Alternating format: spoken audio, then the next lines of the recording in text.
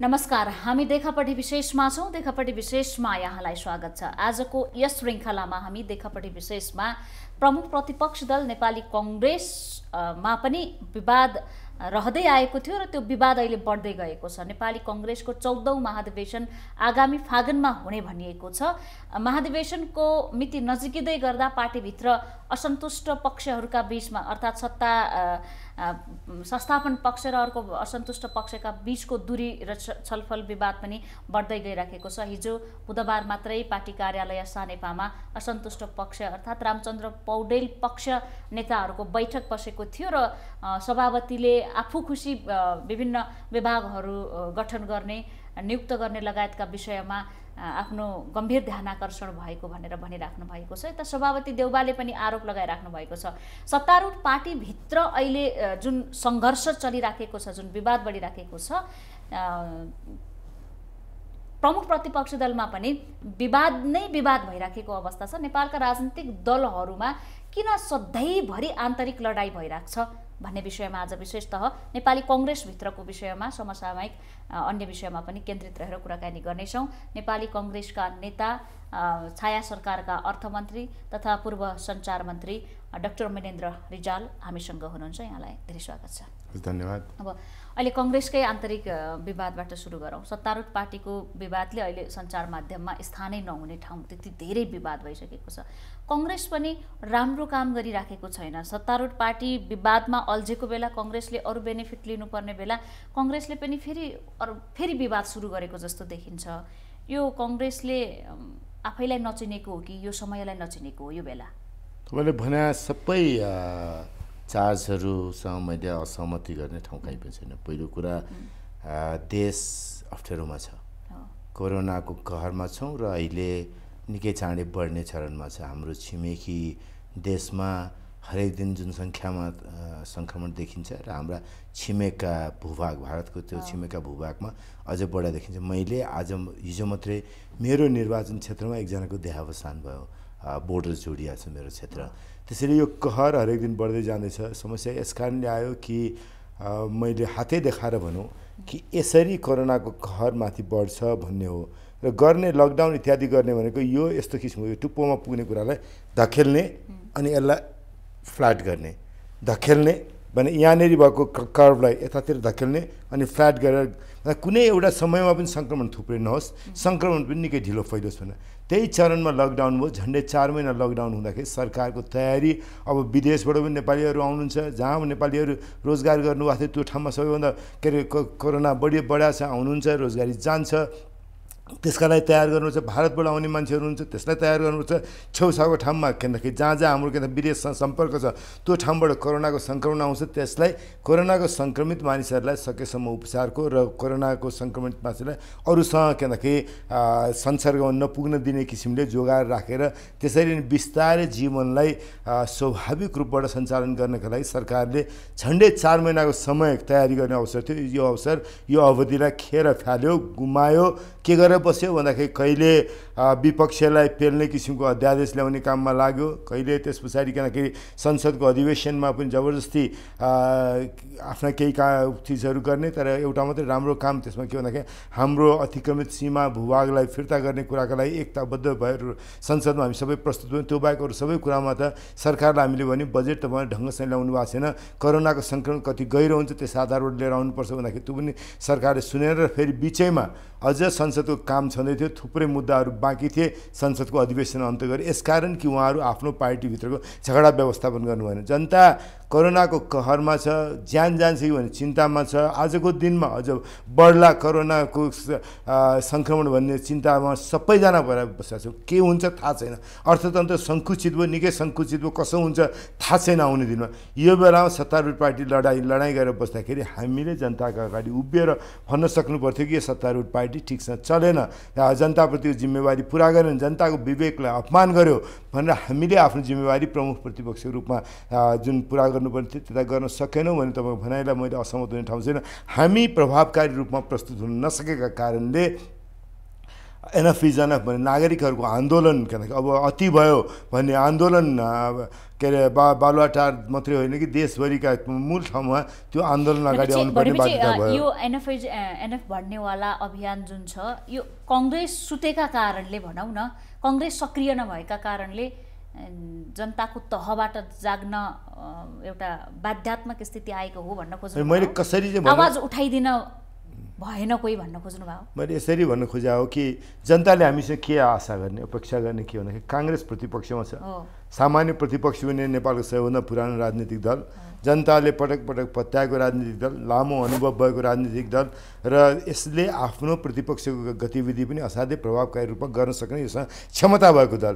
त्यो दलले जनताको मनको कुरा जति बलियो साथ उठाउनु पर्थ्यो भने जनताको चाहना थियो, हामीलाई गऱ्यौँ जस्तो लाग्यो होला। हाम्रो मनमा के संसदमा बलियो साथ कुरा उठायौँ भन्ने लाग्यो होला, हाम्रो पार्टीका नेताहरूलाई गरेका छौँ भन्ने लाग्यो। तर आम नागरिकका बिचमा इम्प्रेसन के रह्यो भन्दाखेरि खोइ सकेन त काङ्ग्रेसले भन्दाखेरि अनि अर्को कुनै एउटा आउटलेट त खोज्नु पर्यो नि मान्छेले, अर्को आउटलेट विकल्पको रूपमा भन्दा पनि काङ्ग्रेस चाहियो अथवा चाहिएन, ओली चाहिनुभयो चाहिएन, कम्युनिस्ट पार्टी ठिक छ छैन नबनिकन के भन्यो भन्दाखेरि कोरोनाको कहरमा छौँ, अर्थतन्त्र सङ्कुचित हुँदैछ, हाम्रो ज्यान जोखिममा छ, सरकार सुतेर बस्नु पाउँदैन भन्दाखेरि हामीले गर्नुपर्ने काम हामीले त्यसरी जुन प्रभावकारिता साथ गर्नुपर्थ्यो भने जनताको अपेक्षा थियो त्यो गर्न नसकेका कारणले 20-22 वर्ष 18, 17, 16 वर्षको केटाकेटीहरू आएर बस्नु पऱ्यो। अहिले पनि आजको दिनमा पनि तपाईँहरू म कुरा गर्दै गर्दाखेरि पनि अझ एकजना यीको त के अरे अनसनको सत्याग्रहको कार्यक्रम त अझ चलि नै रहेछ। त्यसले गर्दाखेरि मैले स्वीकार्नै पर्छ कि हामी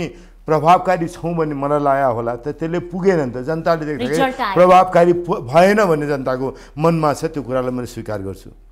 अब यहाँले भन्नुभएका यी थुप्रै विषयहरू अहिले बहसमा ल्याउनु पर्ने नेपाली कङ्ग्रेस संसदीय अभ्यासमा छौँ, संसदभित्र प्रमुख प्रतिपक्षको भूमिका नै यो हो।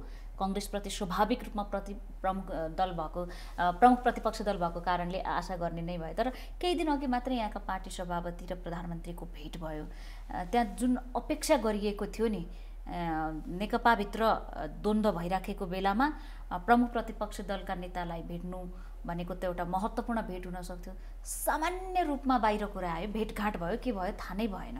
एउटा हामीहरू सबैले बुझ्नुपर्ने कुरा के हुन्छ भने हामीले सरकारलाई करेक्सन गर्ने हो, हामीले सरकारलाई कडा टिप्पणी आलोचना गरेर ठिक बाटोमा हिँडाउने हो, हामीले सरकारलाई प्रभावित गर्ने हो, सरकारलाई जथावी गर्न नदिने हो, नागरिकको आवाज पुर्याउने हो। वाचडगको भूमिका संसदभित्र वाचडग भन्दा पनि अझ बियोन्ड भन्नुहोस् न, किनकि हामी त अपोजिसन नै भयौँ, किनकि हामी जस्तो मिडिया होइन, हामी नागरिक समाज होइन, हामी त किनकि दरो साथ सरकारलाई त्यो ठाउँ पुग्नलाई बाध्यता सृजना गर्ने काम हाम्रो जिम्मा हो नि त, त्यो कुरा मैले तपाईँसँग मान्छु। तर सरकारले गरेन भनेर हामी बहुमतको पार्टी होइन, सरकारले गरेन भने यो प्रधानमन्त्री ठिक भएन भने हामीले अर्को प्रधानमन्त्री दिन सक्ने पार्टी पनि हामी होइन। त्यसमा कम्युनिस्ट पार्टीको जुन भूमिका छ जनताले पत्याएर सरकार बनाउने भूमिका कम्युनिस्ट पार्टीलाई जिम्मा दिएको छ, त्यो काम त त्यहीँबाट हुने हो।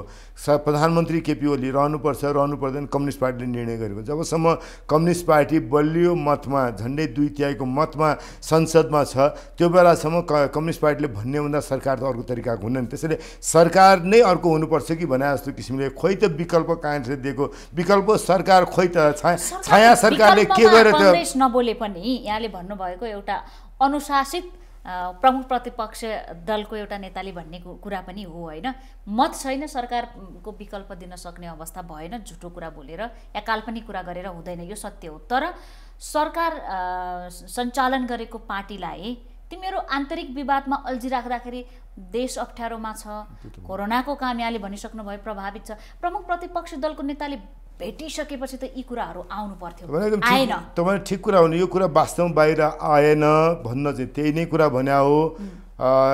हाम्रो सभापतिले म समेत भएको भेटघाटमा पनि के भन्दाखेरि त्यही भन्नुभयो कि देश जनता कोरोनाको कहरमा चाहिँ के हुन्छ, यो कति ठुलो सङ्क्रमण फैलिन्छ थाहा छैन, स्वास्थ्यको जोखिम के कतिसम्म जान्छ थाहा छैन, व्यवस्थापन गर्न सक्दैनौँ भन्ने चिन्ता छ, आम रूपमा त्यो चिन्ता छ। अर्थतन्त्र यति अप्ठ्यारो अवस्था छ, बाहिरबाट आउन चाहने मान्छेलाई हामी ल्याउन सकेका छैनौँ, क्वारेन्टिन ठिक छ चलाउन सकेका छैनौँ, तपाईँहरू चाहिँ आपसमा झगडा गरेर बस्नुहुन्छ, योभन्दा लज्जाजनक स्थिति के हुन्छ त भन्दाखेरि त्यो कुरा भन्यौँ भनेर हामीले केही भन्यौँ भनेर हाम्रो केन्द्र समितिले पनि ब्रिफ गऱ्यो, मैले पनि थुप्रै मिडिया भने, तर त्यतातर्फ ध्यान भएन। त्यो बेला किन हो मिडियाको ध्यान त्यस बेला कता गयो भन्दाखेरि कस्तो भने एकदमै के अरे संविधान विधान नहेरा जस्तो कम्युनिस्ट पार्टीको एउटा समूह र काङ्ग्रेस पार्टी मिलेर सरकारै परिवर्तन हुन्छ कि जस्तो। सरकार परिवर्तन त्यसरी हुँदैन, नभएको पनि होइन नि, होइन हुनै सक्दैन। तपाईँ संविधान निर्माणको क्रममा तत्कालीन एमाले र कङ्ग्रेस, तत्कालीन माओवादी र कङ्ग्रेस, तत्कालीन माओवादी र एमाले गरी पटक पटक फेरि सरकार होइन मन्जुजी एउटा कुरा अब अहिले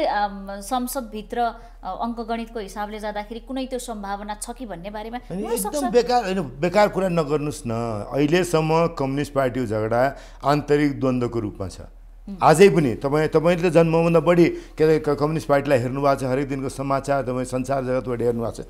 उहाँहरूको झगडा एउटा प्रस्ताव एउटा नेताले लिएर आएको छ, अर्को प्रस्ताव के अरे बिचको प्रस्ताव मध्यमार्गी प्रस्ताव भने अर्को नेताले लिएर आएको छ, अर्को नेताले 6 बुँदे प्रस्ताव भनेर ल्याएको छ, अर्को 152 जनाको सिग्नेचर केन्द्र समितिको बैठक बोलाउ भनेछ, अर्को के एउटा भेला बसेर एउटा अध्यक्षले अर्को अध्यक्षसँग कुरा गरेर समाधान निकाल्नुहोस् र बैठक बोलाउनुहोस् भनेछ। भने उहाँहरू अहिले आन्तरिक रूपमै आफ्नो कुरा गरिराख्नु भएको छ। त्यसैले नेपालको संविधानले एकताबद्ध भएर रहेको 2/3 झन्डै भएको कम्युनिस्ट पार्टीको सरकार बदल्ने काम चाहिँ प्रतिपक्षको काम होइन, सक्दैन। हामी यति मात्रै होइन कि सरकारको विरुद्धमा साङ्केतिक रूपमा जनताको काम गर्न सकेन, सरकार नालायक भयो भन्ने कुरामा सरकारलाई साङ्केतिक रूपमा पनि हामीले अविश्वासको प्रस्ताव हामी दर्ता गर्न नसक्ने, अविश्वासको प्रस्ताव दर्ता गर्नु पनि 25% चाहिन्छ, त्यो पनि गर्न नसक्ने अवस्था प्रतिपक्ष छौँ हामीले। त्यसैले फजुलमा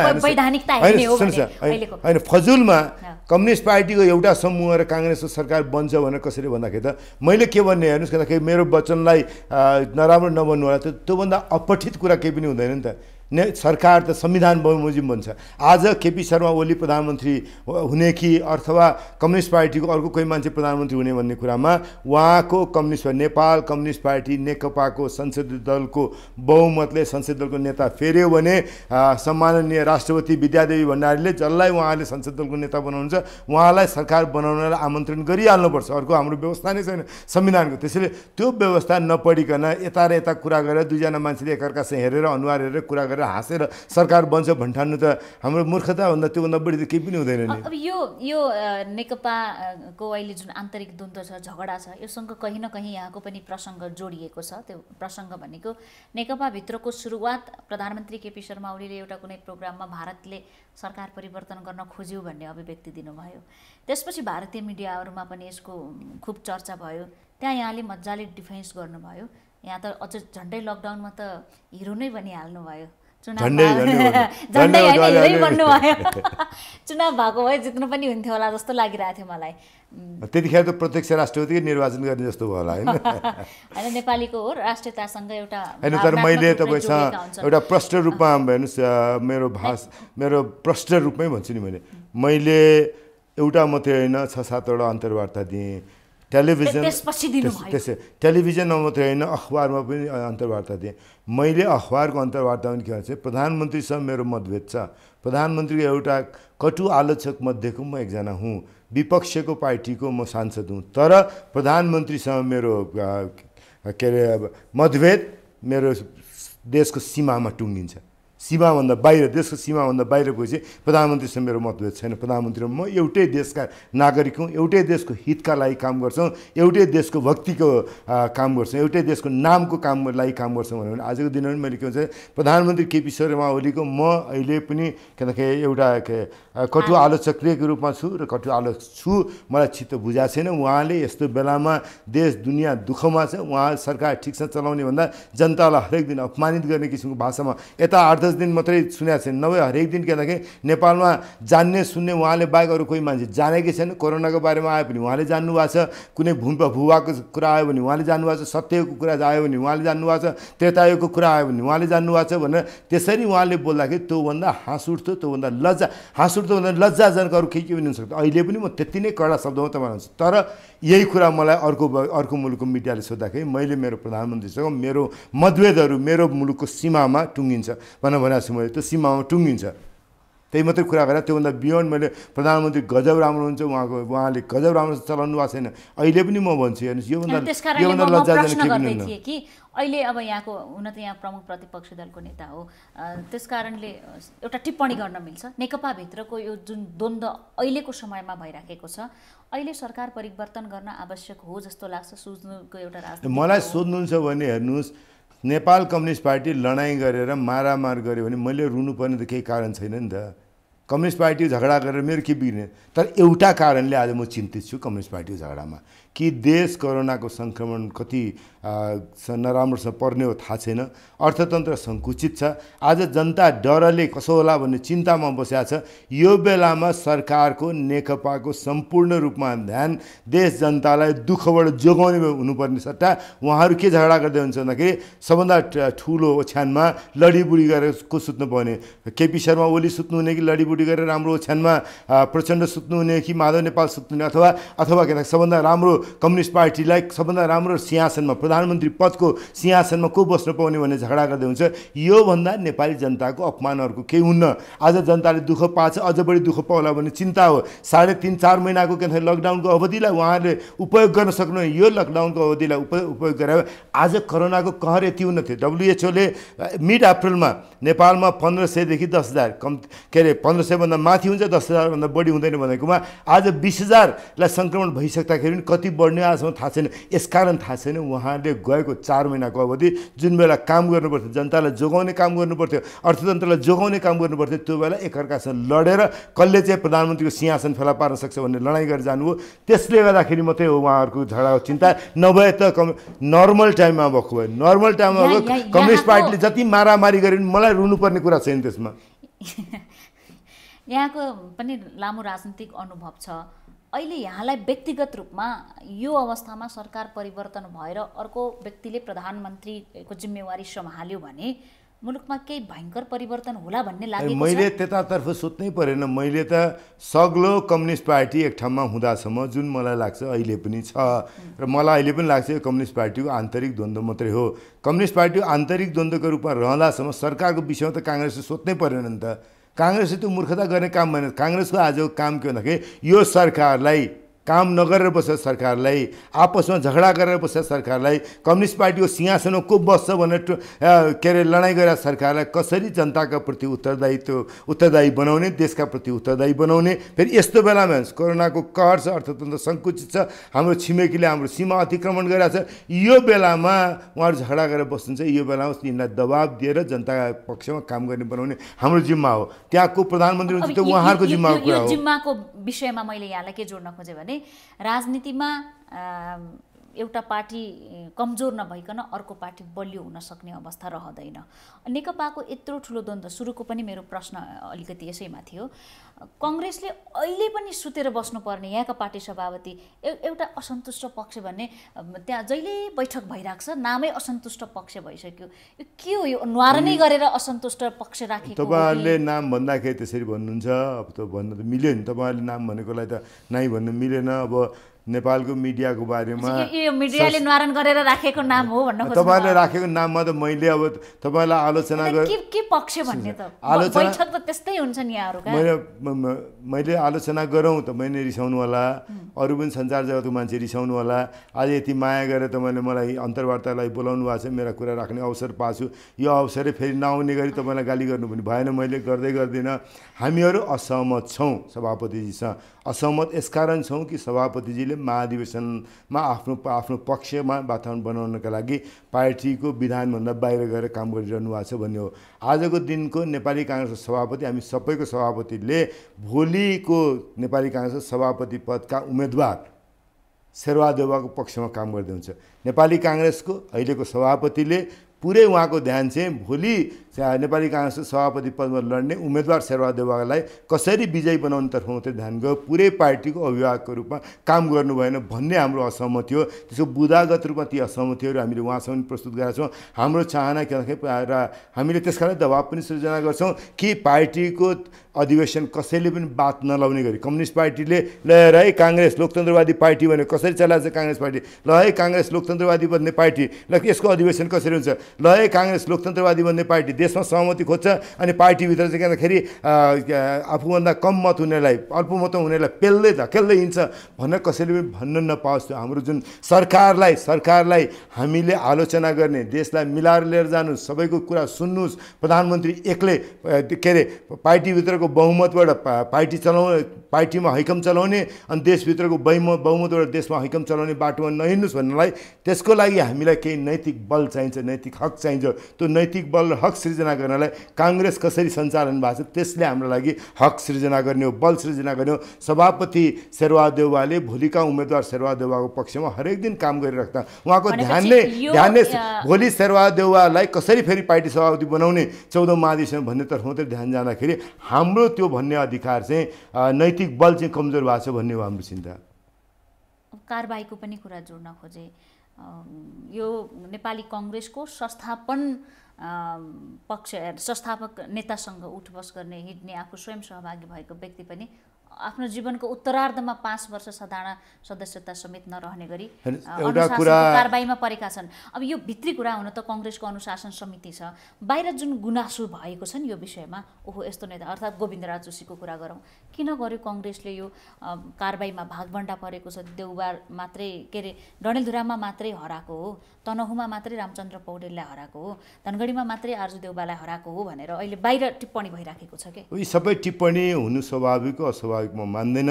तर मैले तपाईँसँग यति हुन्छ, मेरो जानकारीको कुरा गर्ने हो, गोविन्दराज जोशीजीले रामचन्द्र पौडेलजीलाई हराउने काम गर्नुभयो गर्नु भएन मलाई थाहा छैन, गर्नुभयो पनि हुनसक्छ, गर्नु भएन भनेर मैले गर्नै भएको छैन, उहाँको गल्ती एक पनि छैन भन्ने काहीँ ठाउँ छैन। पुष्कर ओझाजीले आर्जु देउवाजीलाई चुनावमा सहयोग गर्नु भएन कि गर्नुभयो मलाई थाहा छैन, गर्नुभयो म ग्यारेन्टी म उभिन्छु भन्छु भन्ने पनि मेरो होइन। मेरो भनाइ यति मात्रै, काङ्ग्रेस जस्तो पार्टीमा के अरे शेरबहादुर देउवा, रामचन्द्र पौडेल जस्तो नेताले क्षमाशील हुनुपर्छ। उहाँहरूले के भन्दाखेरि यिनलाई मैले के अरे गोविन्दबाट केही कमी कमजोरी भयो होला अथवा पुष्करबाट केही कमी कमजोरी हो भने त्यसलाई कहिलेकाहीँ आँखा चिम्लिन सक्छु भन्ने कुरा नदेखाउने भने काङ्ग्रेस पार्टीको चरित्र हुँदैन भन्छ। मैले यहाँनिर अर्को थप्छु, अनुशासन समितिले कारबाही गर्ने विषयमा अनुशासन समिति मेरो चाहिँ अर्को के भन्दाखेरि दार्शनिक रूपले पनि म अलिकति फरक छु। मेरो पार्टीको विधानको अनुशासन समितिको जुन प्रावधान छ त्यो प्रावधानको म धेरै ठुलो पक्षधर होइन। म नेपाली काङ्ग्रेस जस्तो उदार लोकतान्त्रिक पार्टी अनुशासनको डन्डाबाट चल्दैन भन्ने मान्यता राख्छु। आज मात्रै होइन, मैले के विद्यार्थी कालदेखि आजसम्म भन्दै आएको छु र पटक पटक जहिले हुँदा के अरे पार्टीको संस्थापन पक्ष हुँदा अथवा विपक्ष हुँदाखेरि मैले के भन्छ भने पार्टीमा अनुशासनको डन्डाबाट चल्दैन। मैले बिपी कोइरालाले भने हामीसँग पटक पटक हुनुहुन्थ्यो, बिपी कोइरालाले भने चाहिँ स्वच्छन्दताको सीमा छिचोल्ने खालको हुनुपर्छ भन्नुहुन्थ्यो। म स्वच्छन्दताको सीमा छिचोल्ने खालको स्वतन्त्रताको पक्षमा हो। त्यसैले म आज पनि मैले अनुरोध गरेँ, देउवाजीलाई पनि अनुरोध गर्छु, सार्वजनिक रूपमा पनि गर्छु, पौडेलजीलाई पनि अनुरोध गर्छु, सार्वजनिक रूपमा गर्छु, क्षमाशीलता हराउने काङ्ग्रेसले लोकतान्त्रिक नेपालको उदार लोकतान्त्रिक नेतृत्व गर्न सक्दैन। त्यसैले काङ्ग्रेसमा हिजो कल्ला हराए बिर्सनुहोस्, भोलिको काङ्ग्रेस निर्माण गर्ने कुरामा उदार मनबाट गरौँ। जसले सहयोग नेता बनाउने कुरा नगर्नु होला, नेता बनाउने कि नबनाउने, गोविन्दराज जोशीलाई तनहुँको नेता बनाउने कि नबनाउने, पुष्करराज ओझालाई नेता बनाउने कि नबनाउने, पार्टीको सभापति बनाउने कि नबनाउने, केन्द्रीय सदस्य बनाउने कि नबनाउने, जनता पार्टीको साथीहरूले भोलि जजमेन्ट गर्छन् त तिनको जिम्मा छोड्नुहोस् न। शेरबहादुर देउवा अथवा के भन्दाखेरिलाई चित्त बुझेन, रामचन्द्र पौडेललाई चित्त बुझेन, काहीँ न काहीँ ती कुरालाई बिर्सिएर विस्मृतिमा राखेर क्षमादान गर्नुहोस् र तिनलाई नेता बनाउनुपर्छ बनाउनु हुँदैन भन्ने कुरा चाहिँ कार्यकर्ताको जिम्मामा छोडिदिनुहोस्, उनको सदस्यता खारेज गर्ने काम नगरोस् भन्ने मेरो मान्यता हो। नेतृत्व कठोर भयो यो मामिलामा मलाई लाग्छ। मेरो जस्तो सुन्नु, तपाईँलाई मैले यति फेरि भन्छु, म जसरी उदार लोकतान्त्रिक पार्टीको चरित्र हुनुपर्छ यस्तो पार्टीमा, हाम्रो जस्तो पार्टीमा र लोकतान्त्रिक समाजमा, पश्चिमा लोकतान्त्रिक समाजमा हेर्नु हो भने कारबाही हुन्छ हुँदैन। अमेरिकामा कसलाई कारबाही सुन्नुभएको छ, बेलायतमा कसलाई कारबाही सुन्नुहुन्छ, मन पर्यो भोट हाल्छ, मन परेन भोट हाल्दैन। पार्टीको के हामी कहाँ त कम्युनिस्ट पार्टी अझ राइट टु रिजेक्टलाई पनि प्रयोगमा ल्याएका छन्। त्यति मात्रै होइन, मैले पार्टीमा बसेर पनि पार्टीमा बस्न पाइन्छ, पार्टी छोड्न पाइन्छ। हामी पार्टीमा सबैलाई के भन्दाखेरि उदात्त भावले सबैलाई पार्टीमा लिएर आउने। मेरो मान्यता के भन्दाखेरि नेपालको कानुनले पार्टी सदस्यता लिन वर्जित गरेको बाहेक, जस्तो न्यायाधीशले पाएन, पुलिसले पाएन, सेनाले पाएन, के अरे अपराधीले पाएन भने यस्ता कानुनले वर्जित गरेका मान्छे बाहेक कसैले पनि नेपाली काङ्ग्रेसको सदस्यता लिन चाहन्छन् त्यसलाई सदस्यता दिनुपर्छ भन्ने मान्यता राख्छु। एकछिन आउँछु। त्यस्तै काङ्ग्रेसबाट कसैलाई धकेलेर निकाल्नु हुँदैन भन्ने मान्यता मैले राख्छु। मैले काङ्ग्रेस छोडेर कसैले जान सक्छ, नजाऊ भन्ने हो, कोही जान सक्छ, तर काङ्ग्रेसबाट धकेलेर निकाल्नु हुँदैन भन्ने मान्यता छ। यो मान्यता मेरो पार्टीको विधानभन्दा पनि अलिकति पृथक खालको मान्यता। मेरो मान्यता चाहिँ उदार लोकतान्त्रिक पार्टीले उदार लोकतान्त्रिक चरित्र नै राख्नुपर्छ। हामी आम नागरिकको पार्टी बन्नुपर्ने पार्टी हो। आम नागरिकको पार्टी नबनिसँग कम्युनिस्टसँग प्रतिस्पर्धा गर्न सक्दैन। आम नागरिकको पार्टी म्यास बेस पार्टी बन्नका लागि हामीले पार्टीमा यो चरित्र, क्षमाशील चरित्र, क्षमादानको चरित्र, नेपाली काङ्ग्रेसका संस्थापक नेतादेखि अहिलेसम्म भएको कि एउटा असाध्य समृद्ध परम्परालाई शेरबहादुर देउवाले पनि बोक्नुपर्छ। र अहिले त मैले भन्दाखेरि वास्तवमा शेरबहादुर देउवाबाट मैले यसमा अझ बढी अपेक्षा राख्ने हो, किनभने हिजो शेरबहादुर देउवामाथि पनि पार्टीबाट कारबाही भयो। उहाँको पनि सदस्यता निलम्बित भएको मानिस हो। उहाँले आफूलाई सदस्यता निलम्बन भएको दिनमा जे दुख्या थियो त्यो अर्को कुनै पनि काङ्ग्रेसलाई सानोतिनो गल्ती हुँदाखेरि पनि त्यसको गल्ती थियो थिएन मलाई थाहा छैन, थियो कि थिएन त्यसबारे पनि म बहस गरेँ। त्यसको क्रिया सदस्यता त्यसलाई काङ्ग्रेस होइन भनेर निर्णय गर्ने बेलामा शेरबहादुर देउवालाई कहीँ चस्सको दुखेन कि हिजो मलाई पनि यो अनुभूति भएको छ, मेरो जस्तै अनुभूति यसलाई भयो भने त्यसै मैले उहाँसँग अझै बढी अपेक्षा राख्ने यो विषयमा। अब भित्रकालाई यहाँको भाषामै कुरा गरौँ, धकेलिँदैछ या धकेलियो। बाहिर सुनिल बहादुर थापासहित एउटा 30-31 जनाको जम्बो टोलीलाई ससम्मान भित्राइदिएछ। यो हरेक पार्टीको कल्चर पनि होला, तर भित्राएर पनि अलिकति माथिल्लो तहमा राख्ने कुरामा कङ्ग्रेसभित्र असन्तुष्टि भित्रभित्रै बढ्दै गएको छ। यो विषयलाई चाहिँ कसरी लिनु भएको छ? तपाईँको व्याख्या अलिकति फरक छ। हेर्नुहोस्, म एकदमै प्रष्ट रूप आउँछु। सुनिल बहादुर थापा काङ्ग्रेसमा आउनुपर्छ भन्ने पक्षधर मानिस हुँ म। सुनिल बहादुर थापा काङ्ग्रेसमा आउनुपर्छ, उहाँको समूह काङ्ग्रेसमा आउनुपर्छ भने 2 वर्ष अगाडिदेखि मैले उहाँहरूसँग कुराकानी गरेँ हो। अहिले पनि प्रष्ट मेरो मान्यता छ सुनिल बहादुर थापा आएको अत्यन्त राम्रो काम भयो, उदार भावले हामी सबैले स्वागत गर्नुपर्छ भन्ने एक।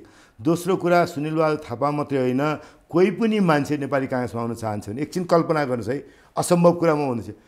अब एकदमै दिगदार लाग्यो केपी शर्मा ओलीलाई कम्युनिस्ट पार्टी छोडेर काङ्ग्रेसमा आउँछु भन्नु भने हामीले आउनु हुँदैन भन्न मिल्छ? हाम्रो काङ्ग्रेस पार्टी केपी शर्मा ओलीले दिगदार बनाइदिएर कामै गर्न दिएन। योभन्दा त काङ्ग्रेस पार्टी राम्रो छ, कम्युनिस्ट पार्टी नेतै हुन्न, अब अध्यक्ष पनि हुन्न भन्नु भने कसरी नआउनुहोस् भन्यो। त्यसै हामी त्यो खालको चरित्र भएको पार्टी काङ्ग्रेस बन्नुपर्ने पार्टीमा सुनिल बहादुर थापा आउने, अरू आउने, सबै आउनेलाई हामीले उदात्त मनले स्वागत गर्नुपर्छ। स्वागत गऱ्यौँ, ठिक थियो, तर पार्टीमा के पद दिने भन्ने कुरा एउटा प्रावधान छ, हाम्रो विधानको व्यवस्था छ। त्यो बैठक गरेर हामीले निर्णय गर्नुपर्थ्यो। अब त्यसरी छलफल गरेर निर्णय गर्नुपर्थ्यो, त्यो भएन, तौर तरिका ठिक भएन भनेर मैले सार्वजनिक रूपमा पनि भनेको छु। अब पदको कुरा गर्नु चाहिँ मलाई सहमहामन्त्री दिएको कुरामा कहीँ आपत्ति छैन, सहसभापति दिए पनि हुन्छ। महामन्त्रीको सह किन र सभापतिकै सह दिए पनि सुनिल थापाजीलाई अथवा भोलि कमल थापाजीलाई अथवा अर्को कुनै थापाजी आउनुभयो भने पनि सुनिल थापाजीसँग मेरो प्रेमको विश्वासको सम्बन्ध छ। त्यसैले म झन् सुनिल थापाका लागि त झन् बढी खुसी हुने भएँ। तर त्यो दिने प्रक्रिया छ नि त, विधि छ नि, त्यो विधि पालन गर्नुपर्थ्यो। र भोलि तपाईँले मलाई यो कुरा सक्नु दिनुपर्छ। तपाईँले यसमा एउटा टुङ्गो साथै सोध्नुभएको कुरालाई मैले टुङ्गो साथै जवाब दिन्छु। त्यसैले सहसभापति नै बनाउने हो नि, महाधिवेशनसम्म बनाउने, त्यस पछाडि सुनिल थापालाई पार्टीको सभापति बनाउने कि अथवा के भन्दाखेरि पार्टीको महामन्त्री बनाउने हो कि अथवा अर्को पद बनाउने हो भन्ने कुरा पार्टीको महाधिवेशनले टुङ्गो गर्छ। त्यसैले 5-6 महिनामा महाधिवेशन हुँदैछ। त्यसैले महाधिवेशन मुखमा दिएको पदको बारेमा हामीले यत्रो रुनुपर्ने पनि केही पनि काम छैन। अझ ठुलो पद दिए पनि रुनुपर्ने काम छैन। अहिले दिएको पद ठुलो भयो भने रुने के त, योभन्दा ठुलो पद मैले भने नि महामन्त्रीको सह होइन, सभापतिको सह दिए पनि हामीले रुनुपर्ने काम छैन। फेरि मेरो व्यक्तिगत रूपमा त मैले एउटा परिवार, सुनिल थापाजीको परिवार, उहाँको बुवा सूर्यबहादुर थापा, उहाँको छोरा सुनिल थापा र सुनिल थापाको छोरा सिद्धार्थ थापा, 3टा पुस्तासँग मेरो मित्रवत सम्बन्ध रह्यो। सूर्यबहादुर थापाले गएको बितेर जानुभयो 12-13 वर्ष। म जस्तो के भन्दाखेरि आफूभन्दा निकै जुनियर मान्छेलाई उहाँले जुन साख्यभाव, प्रेम भाव देखाउनु हो, म उहाँका प्रति व्यक्तिगत रूपमा सदैव के भन्दाखेरि मेरो उहाँका प्रति सद्भावको, सम्मानको सम्बन्ध रह्यो। सुनिलजीसँग झन्डै मेरो उमेरको हुनुहुन्छ, मित्रताको सम्बन्ध छ। उहाँको परिवारका अरू सदस्यहरूसँग मित्रता छ। सिद्धार्थ उहाँको छोरासँग मित्रता क्षमता छ। त्यसैले उहाँ जस्तो परिवार आउँदाखेरि व्यक्तिगत रूपमा पनि मलाई थप खुसीको कुरा, धनकुटाको मान्छे हो, धनकुटा एउटै ठाउँको, म पनि धनकुटाबाट आएको मान्छे हो, उहाँहरू पनि धनकुटाको मान्छे हो, झन् त्यस कारणले पनि बढी खुसी छु म। ठुलो सडक पनि बनाउनु भएको छ, फाइदा लिइराख्नु भएको छ, त्यो पनि अर्को कुरा होला। यहाँको आउजाउ हुन्छ, यहाँ पाहुना हुनुहुन्छ होला, उहाँ पाहुना बन्नुहुन्छ होला, त्यो अलग कुरा हो। तर पार्टीको कुरा गर्दाखेरि संयोगले समय एकै कस्तो पर्यो भने दशकौँदेखि पार्टी निर्माणमा योगदान दिएको व्यक्ति धकेलिने र अर्को पार्टीको एउटा संस्थापक नेताको छोरा जसको आजीवन त्यो पार्टीमा बितेको छ उसलाई ससम्मान भित्र्याउने कुराले कहीँ न कहीँ जो धकेलिएर गएको छ उसको चित्त दुख्दैन। तपाईँको बिम्ब छ, मैले ठ्याक्कै त्यही म भन्दैन। तपाईँको बोली र मेरो बोली त फरक छ नि त। मेरो विचार मैले बोल्ने, मैले भने गोविन्दराज जोशीले रामचन्द्र पौडेललाई सहयोग गर्नुभयो गर्नु भएन थाहा छैन, पुष्कर ओझाले आर्जु देउवालाई सहयोग गर्नुभयो गर्नु भएन थाहा छैन, तर काङ्ग्रेसले प्रतिशोधपूर्ण काम गर्नु हुँदैन। कुनै पनि काङ्ग्रेसको सदस्यलाई धकेलेर निकाल्नुहुन्न। यो फोर्स आउट भयो। नेतामा क्षमाशील हुनुपर्छ। उदार लोकतान्त्रिक पार्टीको चरित्र भएन। सुनिल बहादुर थापा मात्रै न, थुप्रै यस्ता मानिसलाई हामीले पार्टीमा लिएर आउनुपर्छ जसको आधारबाट पार्टी बलियो हुन्छ। आजको दिनमा अस्तिको चुनावमा हामीले कम्युनिस्ट पार्टीभन्दा 8-9% भोट कम पायौँ। अस्तिको उपनिर्वाचन 3% भोट पायौँ। फेरि पनि चुनाव लड्नुपर्छ।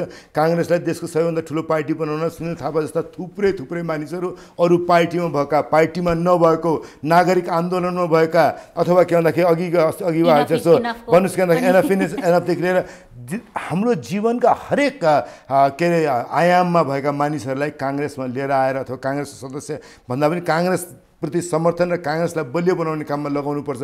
त्यो काम गर्ने बेला सुनिल थापा आएकोमा फजुलमा हामीले अर्को विषयसँग जोडेर गोविन्दराज जोशी र के भन्दाखेरि पुष्करनाथ ओझालाई निकालेको कुरासँग जोडेर सुनिल बहादुर थापा आउने कुरालाई आउनु हुँदैन थियो भन्ने हामीले व्याख्या, बहस, टिप्पणी गर्ने भने उचित हुँदैन। आउने कुरा आउनुपर्छ। मेरो कुरा धकेलेर निकाल्न पाइँदैन, आउनेलाई स्वागत गर्नुपर्छ भन्ने मेरो भनाइ हो। अब कङ्ग्रेसलाई आगामी निर्वाचनमा 1 नम्बर पार्टी कुरा बनाउने कुरा यहाँले जुन गर्नुभयो, जनताले त सुनिल बहादुर थापालाई कतिले चिनेका होलान्, महेन्द्र रिजाललाई कतिले चिनेका होलान्, या सबैले चिन्छन्। तर जनताले के बुझ्छन् भने जनताको लागि के गरे। देशभर बाढी पहिरो गइराखेको छ, कोरोनाको यस्तो कहर छ, राहतको आवश्यकता छ, कयौँ मानिसहरू बेरोजगार भएका छन्, विदेशमा कति विद्यार्थीहरूको कस्तो दुर्दशा भएको छ। अहिले समग्रमा हेर्ने हो भने हरेक नेपाली तनावमा छ। विदेशमा भएको नेपाली घर आउन सक्दैन चाहेर पनि। हामीले देख्यौँ नि, विदेशमा भए घरमा आमा बित्दाखेरि पनि भिडियो कल हेरेर क्रिया गरेको अवस्था हामीले देख्यौँ। यस्तो अवस्थामा एउटा प्रमुख प्रतिपक्षी दल हराइराखेको जस्तो अवस्थामा भयो भने आगामी निर्वाचनमा यहाँहरू 1 नम्बर बन्ने सपना देख्नुहुन्छ? सुन्नुहोस्, मैले तपाईँलाई भन्छु, पहिलो कुरा त तपाईँसँग कुरा केमा छ चाहिँ मेरो निर्वाचन क्षेत्रमा हिजो एकजनाको कोरोनाबाट ज्यान गयो। त्यहाँको जनताले मलाई पत्याएर आफ्नो प्रतिनिधि बनाएको। आशा छ, भरोसा छ, नेता हो तपाईँ त्यहाँको। म आज त्यो ठाउँमा जान किन सक्दिनँ। मैले गएर घुम्न थालेँ भने मैले नै त्यो सङ्क्रमण बोकेर एक ठाउँबाट अर्को ठाउँ जति बढी मान्छेसँग भेटिन्छ त्यति बढी जोखिम बढ्ने हुन्छ। मैले त्यो जोखिम बोकेर हिँड्न भयो त त्यहाँको सकेसम्म परिस्थितिलाई व्यवस्थापन गर्ने काममा लागिरहेको छु, गरिरहेको छु। तर तपाईँले भनेको कुरा के थियो, यो बेलामा एकदमै सिधा एउटा भावबाट कि मान्छे दुःख पाछ, देशको अर्थतन्त्र दुःख पाछ, नेपालको सीमा अतिक्रमित छ। यो बेलामा मैले मलाई जिताएर पठाउने मानिस र देशभरिका नेपाली काङ्ग्रेसलाई विश्वास गरेर भोट हाल्ने मानिसलाई र नेपाली काङ्ग्रेसलाई भोट नहाल्ने मानिसलाई पनि भोलिका दिनमा नेपाली काङ्ग्रेसको विश्वास भरोसा जित्नका लागि पनि नेपाली काङ्ग्रेसले काम गर्नुपर्ने बेलामा अहिले हामीहरू पनि हाम्रो पार्टीको आन्तरिक महाधिवेशन लाई चाहिँ व्यवस्थापन गर्ने, निष्पक्ष स्वतन्त्र रूपमा सञ्चालन गर्ने कुरामा एकअर्कासँग झगडा गर्नुपर्ने परिस्थिति, एकअर्कालाई दबाब दिने परिस्थिति, बाध्यकारी परिस्थिति बनाएको छ। त्यो दुःखद कुरा हो। म अर्को प्रश्न गर्न के खोजेँ भने लडे पनि नेकपा जस्तो लड्नुहोस् न, कहीँ न कहीँ सञ्चार माध्यममा यहाँहरूको पनि नाम आओस्।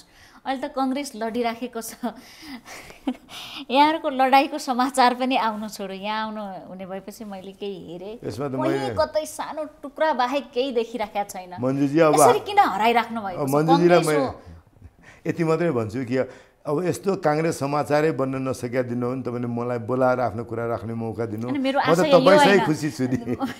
यसरी कङ्ग्रेस किन हरायो कि लडाइँ पनि अब यहाँहरूको लडाइँलाई पनि जनताले चासो नदिनु भने एउटा गम्भीर विषय हो। मेरो प्रश्न मैले हाँसेर गरेको छु, तर कङ्ग्रेसको लागि यो सोचनीय प्रसङ्ग त हुनसक्छ कि मैले गलत भने? बुझेँ, तपाईँले भनेको कुरामा मैले अझ बढी टिप्पणी गरेर हाम्रो आङको छारो किन उडाउने होइन।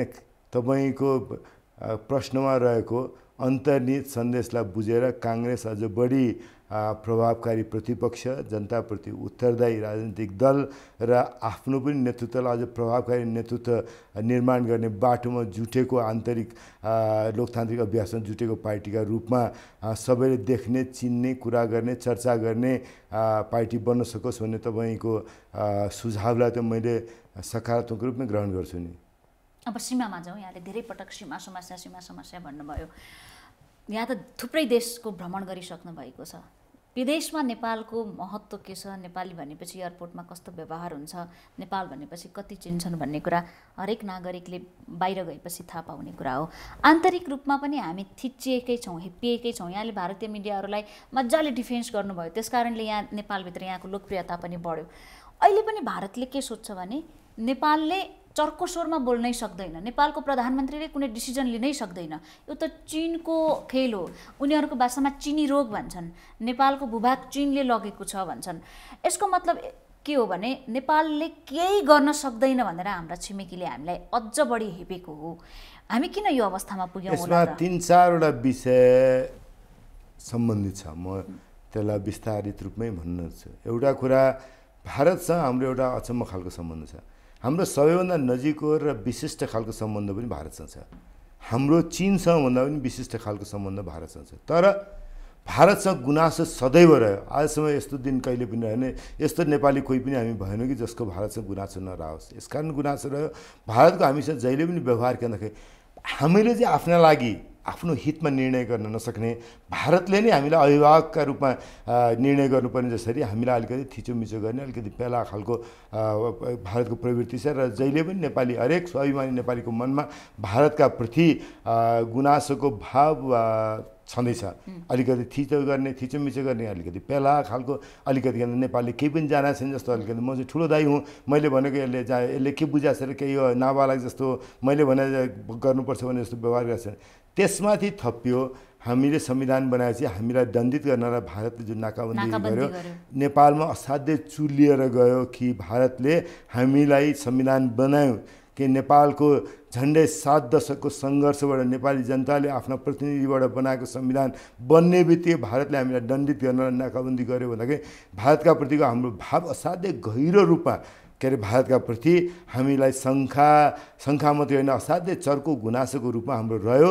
त्यो भाव अहिलेसम्म पनि छ। त्यसमा अहिले योपालि थपिया छ कि भारतले हामीले आफ्ना प्रमाणहरू प्रस्तुत गरेर हाम्रो भूभाग 60 वर्षदेखि तपाईँहरूले भारत र चीनको युद्ध पछाडिदेखि हाम्रो भूभाग तपाईँहरूले भोग चलनमा लिएर राख्नुभएको छ, प्रमाण छ। प्रमाण लिएर हामी तपाईँहरूसँग वार्ता गर्न तयार छौँ। आज मात्रै होइन, 1997देखि 23 वर्षदेखि लगातार हामी भनिरहेको छौँ हाम्रो प्रमाण छ, हेर्नुहोस् यो बोर्डरको कुरा टुङ्गो लगाउनुहोस्, हाम्रो भूभाग हामीले फिर्ता पाउनुपर्छ भन्दाखेरि पनि अहिलेसम्म पनि भारतले हाम्रो कुरा नसुन्ने र अहिले मिचा प्रवृत्ति देखाएर भारतले फेरि के भन्दाखेरि आफ्नो नक्सा सार्वजनिक गरेपछि हामीले पनि आफ्नो नक्सा सार्वजनिक गर्ने मात्रै होइन कि त्यो नक्सा हाम्रो लोगोमा भावनाले संविधानको अनुसूचीलाई संशोधन गर्नुपर्ने अवस्थासम्म आइपुग्यो। त्यसले भारतका बारेमा हाम्रो असाध्यै ठुलो भारतका प्रतिको हाम्रो नकारात्मक भाव चुलिएको बेला अहिले छ। एक, अब भारतमा दुईटा खाले प्रवृत्ति छ नेपालप्रति। एउटा प्रवृत्ति नेपाललाई हेप्ने, नगर्ने, थिचोमिचो गर्ने, के जाना छ र भन्ने खालका ती 4-5-6% मानिसहरू होलान्। या भारतले चाहे नेपाली भोकले मर्छन् भन्ने त्यही पनि विश्वस्त छन्। बुझे चर्को कुराहरू चाहिँ मसँग अन्तर्वार्तामा भनेका छन्, किनकि नेपालले ठुलो मूल्य चुकाउनु पर्ला भनेका छन्। गर्दन च्याप्छौँ भन्छन्। सरकार होइन कि त्यहाँको मिडियाले पनि यो कुरासम्म भन्न सक्छ नेपाललाई भनेपछि। मैले सरकारमा मात्रै छन् भने मैले विभिन्न ठाउँमा छन्, कोही आम नागरिक पनि 5-6% मानिसहरू त्यो खालको हामी नै ठुला हौँ, भारत नेपाललाई के गर्नुपर्छ, नेपाल भन्ने के हो र भन्ने खालको सोचाइ राख्ने मान्छे। अर्को 90-95% मानिसहरू नेपालका प्रति सद्भाव राख्छन्। तर यो दुईटै जमातलाई आफ्नो पक्षमा, अझ विशेष त नेपालका प्रति सद्भाव राख्ने मानिसलाई त्यहाँका नीति निर्माताले आफ्नो पक्षमा जनमत राख्न, भारतको जनमत आफ्नो पक्षमा रहोस् भनेर एउटा सुविचारित रूपमा असाध्यै ध्यान गरेर राम्रो अनुसन्धान गरेर एउटा नारा निरन्तर रूपमा दिएका छन्। त्यहाँको जनतालाई किनकि त्यो दिग्भ्रमित गरिरहेको छन्। के भन्दा नेपाल आफैले त केही गर्न सकेका होइन, गर्दैन, सक्दैन, गर्दैन, गरे पनि होइन भनेर किन कुनै पनि नेपालका प्रति सद्भाव राख्ने कुनै पनि एउटा विवेकशील भारतीयले नेपालले फजुलमा नचाहिने कुराका लागि भारतसँग न्यु खोज्छ कसैले पनि पत्याउँदैन। नेपालले भारतसँग न्यु खोजेर के पाउँछ, दुःख पाउँछ, त्यसमा न्यु खोज्दैन भने उनलाई थाहा छ। तर त्यो जनतालाई त्यो मतलाई दिग्भ्रमित गर्नलाई भारतमा एउटा सिस्टमेटिक प्रचारबाजी के छ भने नेपालले आफै गरे होइन, चीनले उकासेर गरे हो। चीनले उकासेर गर्यो भन्दाखेरि त हो त नेपालले त गरे होइन रहेछ, त चीनले उकासेर गरेर पनि नेपालप्रति सद्भाव राख्नेहरूले पनि नेपाललाई त चीनले उकासेर चीनको बाटोमा जान थाल्यो, चीनको नजिक जान थाल्यो। फेरि चीन र भारतको पनि अहिले विवाद बढेको बेलामा त झन् त्यो नारा बेच्न सजिलो। यो नारा यसरी सुसङ्गठित रूपमा, सुविचारित रूपमा, प्रणालीगत रूपमा यो नारा बेचिया छ भारतमा। यो नारा बेचिया कारणले पनि एउटा नेपालका प्रति सद्भाव राख्ने जनमत पनि के हो, नेपालले के गरे, कता लाग्न थाल्यो हो, नेपालले सन्तुलन गुमाएको हो कि भन्ने प्रश्न उनको दिमागमा छ। त्यसैले मैले तपाईँलाई भन्छु, मैले एउटा अन्तर्वार्तामा कचर पचर भयो, त्यसै अर्को अन्तर्वार्ता कचर पचर, त्यस पछाडि पनि मैले 5-7वटा अन्तर्वार्ता दिइसकेँ। अहिले पनि अन्तर्वार्ता दिने भारतको मिडियासँग तयार छु, अरूले पनि दिनुपर्छ। मेरो भनाइ किन हो भने भारतमा गलत रूपमा नेपालका बारेमा एउटा अर्को छिमेकले उचालेर नेपाल यो गरिरहेछ। नेपाल आफ्नो अधिकार, आफ्नो प्रमाण प्रस्तुत गरेर आफ्नो भूभाग फिर्ता दिनलाई हिँडिरहेको छैन कि उसको नेपालले भनिरहेछ कि हाम्रो प्रमाण हेर्नुहोस्, हाम्रो प्रमाण बलियो छ भने हामी लिन्छौँ, हामीलाई नभए भारतको 1 इन्च पनि जमिन चाहिएको छैन। हामीलाई भन्ने कुरा हामीले भारतको जनतालाई भन्नु छ, भारतको जनमतलाई सुशिक्षित गर्नु छ। र चीनको उक्साहटमा नेपाल आफ्नो प्रमाणको आधारमा, आफ्नो इतिहासको आधारमा, सुगोली सन्धिको आधारबाट, त्यस पछाडिका प्रमाणहरूको आधारमा आफ्नो भूभागलाई नेपालले फिर्ता पाउनुपर्छ भन्ने कुरा गरिरहेको छ भने बुझाउन आवश्यक छ। त्यो बुझाउन सक्यौँ भने त्यो प्रचार नेपालका विरुद्धमा भारतमा भएको प्रचारमा पनि त्यसको के अरे खुलासा हुन्छ, मान्छे थाहा पाउँछ गलत रहेछ भने, अनि भारतीय मत पनि फेरिन्छ नेपालका प्रति भन्ने मलाई लाग्छ। अब यहीँनिर अर्को लद्दाखको एउटा यही कुराहरू चलिरहेका, जुन लद्दाखमा जुन घटना घट्यो चीन भारतको बिचमा, त्यो कुरा भयो र त्यही बिचमा भारतमा आक्रोश बढ्नु, नेपालले त्यो कुरालाई चिर्न नसक्नु, नेपाल शान्त बस्यो त्यो कुरामा।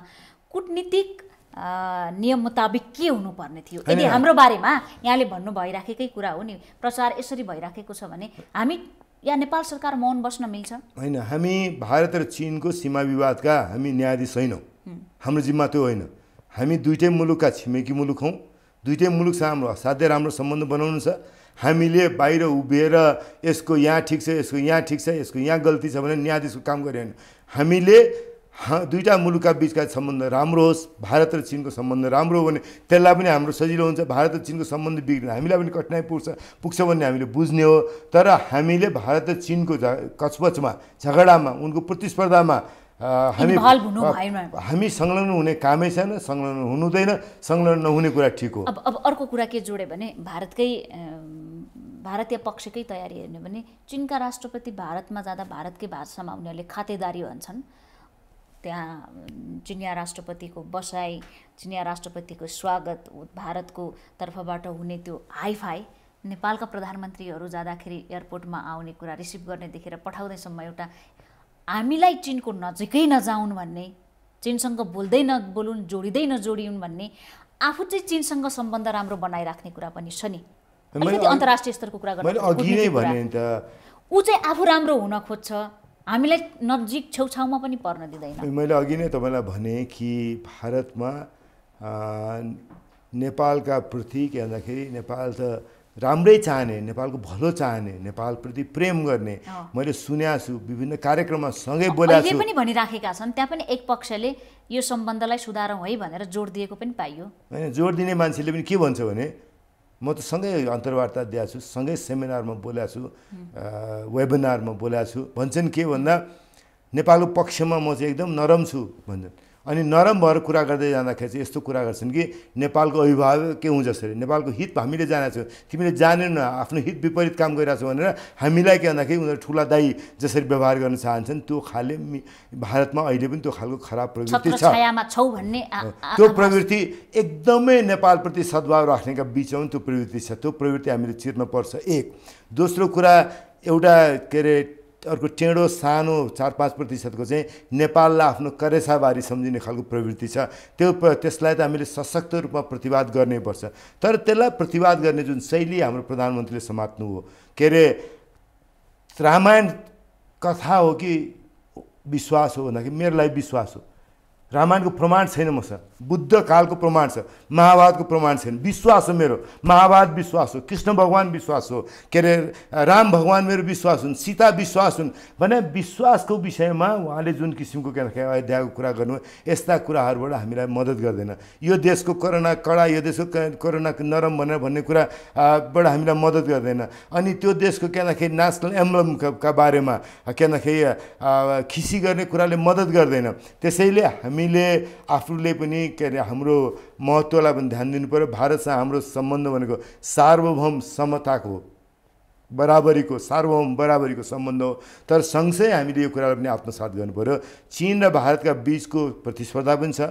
चीन र भारतका बिचमा धेरैवटा स्वार्थ मिल्छन् पनि। चीन र भारत बिस्तारै दुनियाँका अत्यन्त महत्त्वपूर्ण मुलुकका रूपमा विकसित हुँदैछन्। आज चीनको अर्थतन्त्र दोस्रो ठुलो अर्थतन्त्र छ, भारतको अर्थतन्त्र पाँचौँ ठुलो अर्थतन्त्र छ। 2030सम्म पुग्दाखेरि चीनको सबैभन्दा ठुलो अर्थतन्त्र होला भने छ। 2045सम्म पुग्दाखेरि चीनको भन्दा भारतको अर्थतन्त्र ठुलो हुन्छ भन्ने खालको छ।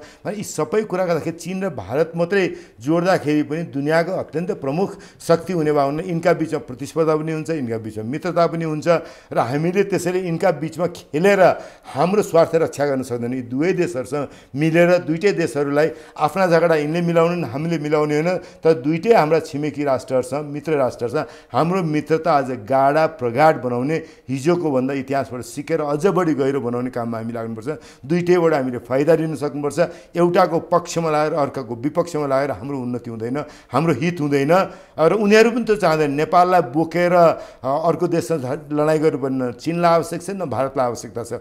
त्यसमा त्यो भ्रम बोकेर हामी नहिँडौँ। मैले त्यो भन्ने हो तपाईँसँग। अब अन्त्यमा पनि छौँ। अन्त्यमा मैले समसामयिक विषयमै जोडिराखेको भएर अहिले मुलुकमा जुन अवस्था छ नि, यो अवस्थामा सत्तारूढ पार्टी सरकार र प्रमुख प्रतिपक्षी दल जुन अवस्थामा छ, मुख्य भूमिका के हुनु पर्थ्यो र सुझाव के छ? आजको दिनमा मेरो चिन्ता एउटा छ। हेर्नुहोस्, तपाईँले अघि नै पनि भन्नुभयो कम्युनिस्ट पार्टीको झगडा बारेमा। एउटा कोणबाट मलाई असाध्यै गम्भीरतापूर्वक त्यो झगडामा चिन्ता छ कि हम 4 पुस्ताले दुःख गरेर बनाएको सङ्घीय लोकतान्त्रिक गणतन्त्रलाई संस्थागत गर्ने संविधान हो। नेपाली जनताले आफ्ना प्रतिनिधि मार्फत बनाएको संविधान हो। यो संविधान र लोकतान्त्रिक व्यवस्था आज जोखिममा पर्न सक्छ भने निराशा छ, असाध्यै कडा निराशा छ सरकारका प्रति, कम्युनिस्ट पार्टीका प्रति। काङ्ग्रेस पार्टीले पनि त्यत्तिकै प्रभावकारी भूमिका गर्न सकेन भने काङ्ग्रेसमा प्रति पनि गुनासो छ। कम्युनिस्ट पार्टीप्रति निराशा छ, काङ्ग्रेसका प्रति गुनासो छ र त्यो भएर 18, 20, 22 वर्षका युवाहरू देशभरि बाहिर निस्कनुपर्ने, अरू कसैले हेरेन, हामी आफै निस्कनुपर्ने हो भन्ने त्यो अवस्थामा गुनासो के अरे र निराशा यो सत्ताका प्रति हुने, कम्युनिस्ट पार्टीका प्रति हुने र त्यो निराशाको कारणबाट बनेको परिस्थितिबाट हामीले 4 पुस्ता लगाएर बनाएको संविधान सङ्घीय लोकतान्त्रिक गणतन्त्र र लोकतन्त्र जोखिममा पर्छ कि भन्ने, यसको भविष्यमा अप्ठ्यारोमा पर्ने हो कि भन्ने चिन्ता छ। त्यसैले कम्युनिस्ट पार्टीको झगडा पनि एउटा सीमाभित्र रहोस्। एउटा हरेक दिन के भन्दाखेरि देश एकातर्फ, जनता एकातर्फ, कम्युनिस्ट पार्टी अर्कोतर्फ हुने परिस्थिति नबनोस् भन्ने कुरा चाहिँ मैले तपाईँ मार्फत आम दिदीबहिनी दाजुभाइतर्फ राख्छु। र हाम्रो काङ्ग्रेसको भूमिका पनि कम्युनिस्ट पार्टीको झगडामा पक्ष विपक्ष गर्ने भन्दा पनि कम्युनिस्ट पार्टी जनताका लागि काम गर्न सकोस्। या त उहाँहरू के भन्दाखेरि एकै ठाउँ बस्न सक्नुहुन्न भने नबस्नुहोस्, नभए उहाँहरू बसेर जनताका लागि काम गर्न थाल्नुहोस्। यो नचाहिने नाटक हरेक दिन मञ्चन गर्ने काममा नलाग्नुहोस्। र त्यसका लागि हामीले पनि सशक्त रूपमा उहाँहरूलाई त्यो प्रतिपक्षका रूपमा त्यो बाटोमा जानका लागि, हिँड्नका लागि अभिप्रेरित गर्छौँ भनेर भन्छु। समयका लागि धेरै धेरै धन्यवाद। मलाई मौका दिनु, त्यसका लागि तपाईँलाई हार्दिक आभार र यो टेलिभिजनलाई पनि मेरो हार्दिक आभार। धन्यवाद। हामी देखापट्टि विशेषमा थियौँ, कुराकानी गरिरहेका थियौँ नेपाली कङ्ग्रेसका नेता तथा पूर्व सञ्चार मन्त्री डाक्टर महेन्द्र रिजालसँग। उहाँसँग नेपाली कङ्ग्रेसभित्रको आन्तरिक विवादका साथै समसामयिक विषयमा केन्द्रित रहेर आज देखापट्टि विशेषमा कुराकानी गऱ्यौँ। देखापट्टि विशेषबाट आज सबै बिदा चाहन्छौँ। भोलि नयाँ पात्रका साथ उपस्थित हुनेछौँ।